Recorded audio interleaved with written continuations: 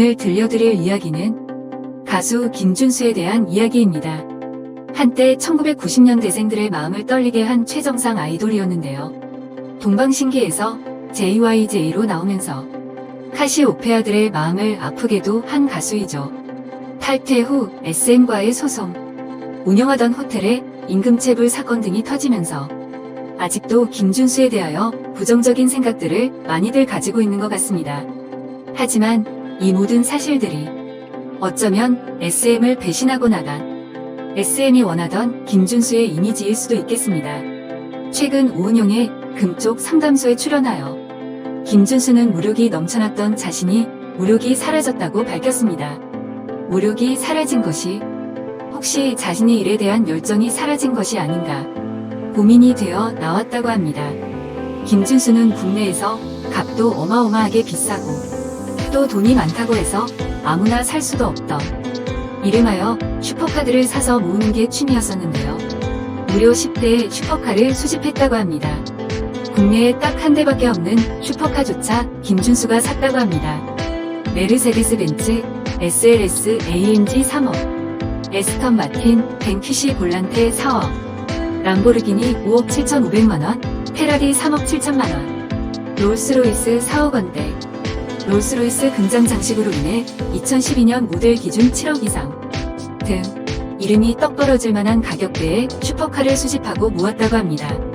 슈퍼카뿐만 아니라 집에 장식되어 있는 물건들조차도 쉽게 구할 수 없는 물건들이 대부분이었죠. 여기서 이 물건들의 공통점들이 있었습니다. 단순히 비싸기만 한 것이 아니라 아무나 살 수 없는 물건들이라는 게 공통점이었습니다. 김준수는 왜 이런 물건들을 사모았다가 최근에는 그런 무력들이 사라졌을까요? 여기서 오은영 박사가 답을 찾아냅니다. 김준수는 동방신기 탈퇴 후 자신이 생각하는 이미지와 대중들이 생각하는 자신의 이미지 사이에서 괴리를 느낀 겁니다.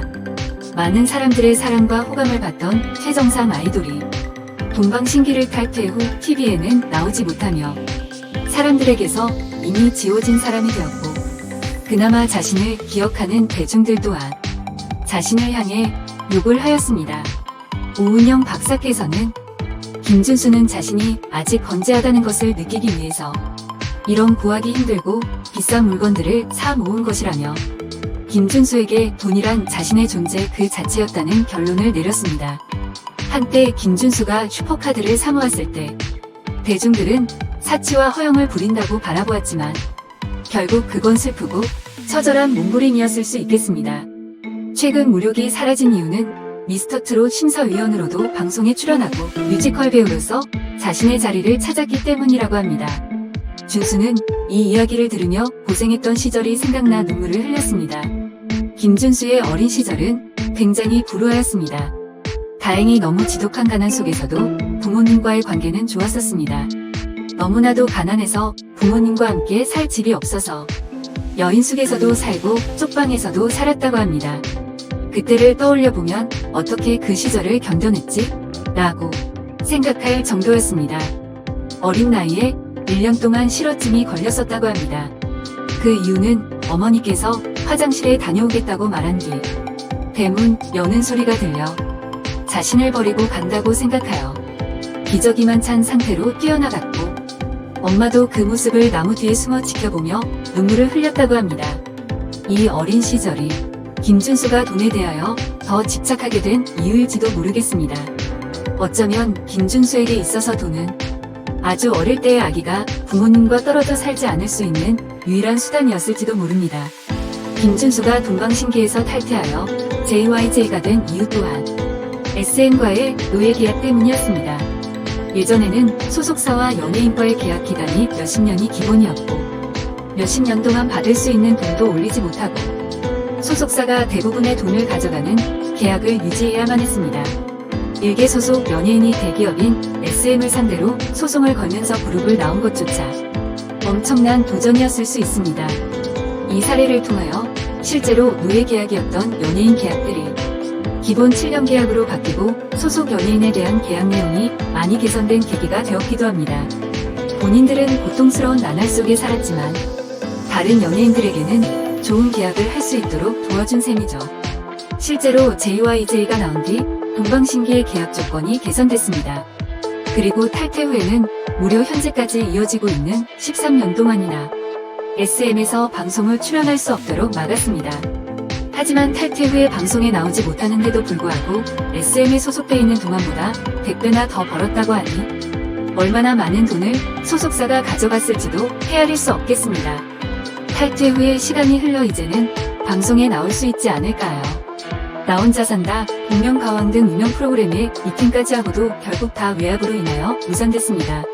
간혹 나올 수 있던 방송에서도 소속이나 외압과 관련하여 얘기하면 무조건 편집되고 잘려 대중들은 이 사실에 대하여 알 수조차 없었죠. 군대에서는 TV를 보며 정치적 블랙리스트 연예인들이 다시 방송에 나오는 걸 보고 자신도 어찌 보면 문학의 블랙리스트인데 다시 방송할 수 있는 날이 올 수도 있지 않을까 하며 계속 눈물만 흘렸다고 합니다. 앨범을 내도 음악방송엔 외압 때문에 전혀 나올 수도 없었고 아예 가수까지 그만둘 생각조차 하였다고 합니다. 그래도 지금은 종편 방송이지만 미스터트롯 심사위원도 나오고 뮤지컬 배우로도 성공을 해서 탈퇴 직후보단 상황이 나아졌을 수 있습니다. 관객들이 뽑은 뮤지컬 배우 1위 자리도도 몇 년 동안 지킨 건 김준수의 스타성과 노래 실력을 보여주는 셈이죠. 과시는 결핍에서 나온다라는 말이 있습니다. 결국 대중들에게서 인정받지 못하는 헛헛함, 가수로서 자신의 노래를 선보일 수 없는 답답함이 불러온 사치와 허영이 아니었을까 싶습니다.